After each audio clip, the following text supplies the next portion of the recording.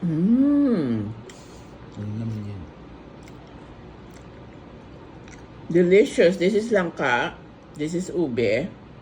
This is makapuno. This one is the one that I don't know, but it's delicious. It's a puppy. Mm-hmm. Mmm. No, I like langka. That one is nice. Yeah, And this one is, no, this is pandan.